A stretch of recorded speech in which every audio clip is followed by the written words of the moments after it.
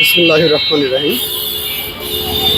Pubali bank PLC এর আয়োজনে আজকে এই নীলফামারীতে আমাদের এই ক্যাশলেস ক্যাম্পেইনের উদ্বোধন হতে যাচ্ছে।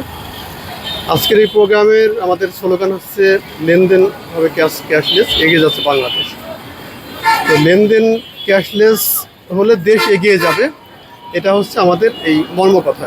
কীভাবে সেটা হতে পারে, কারণ আমরা যদি একটু চিন্তা করি যে আমাদের ইতিমধ্যে বক্তারা বলেছেন যে এই ক্যাশ ম্যানেজমেন্ট থেকে একটা বিরাট অ্যামাউন্ট, একটা বড় অঙ্কের অপচয় প্রতি বছর হয়।